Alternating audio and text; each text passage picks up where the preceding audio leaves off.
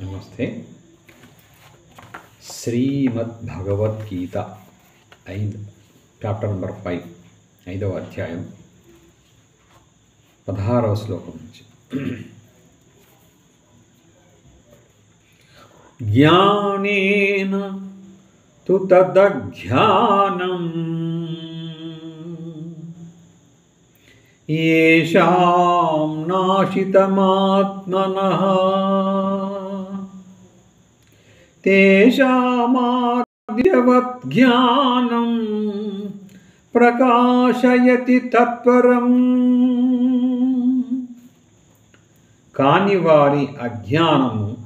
కానివారి ప్రాణుల అజ్ఞానము పరమాత్మ తత్వజ్ఞాన ప్రాప్తి ద్వారా తొలగిపోవును.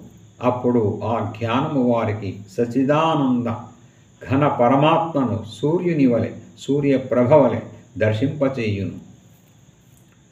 తద్బుద్ధయస్తదాత్మానః తన్నిష్టాస్తత్పరాయణాః గచ్చంత్య పునరావృత్తిం జ్ఞాననిర్ధూతకల్మషాః.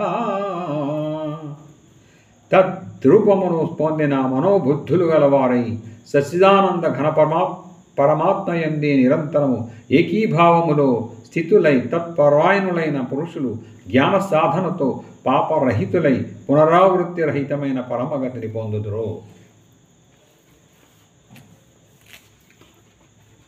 విద్యా వినయ సంపన్నే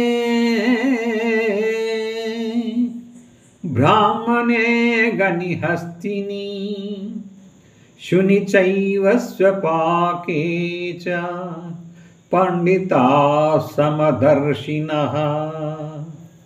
జ్ఞానులు విద్యా వినయ సంపన్నుడైన బ్రాహ్మణుని యందును, గోవు ఏనుగు కుక్క మొదలగు వాని యందును, చండాలుని యందును సమదృష్టినే కలిగి ఉందురు. ఇహైవ తైర్జిత సర్గో యేషాం సామ్యే స్థితం మనః నిర్దోషం హి సమం బ్రహ్మ తస్మాత్ బ్రహ్మణి తే స్థితాః. సర్వత్ర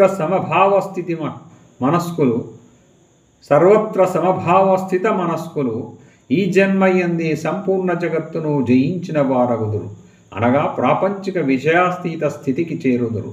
సచ్చిదానంద ఘన పరమాత్మ దోషరహితుడు, సముడు, సమభావ స్థిత మనస్కులైన జ్ఞానులు సచ్చిదానంద ఘన పరమాత్మయందు స్థితులు కనుక వారు త్రిగుణాతీతులు, జీవన్ముక్తులు. న ప్రహృష్యేత్ ప్రియం ప్రాప్య నోద్విజేత్ ప్రాప్య చ ప్రియం శిరబుద్ధిరసం మూఢో బ్రహ్మవిద్ బ్రహ్మాణి స్థితః.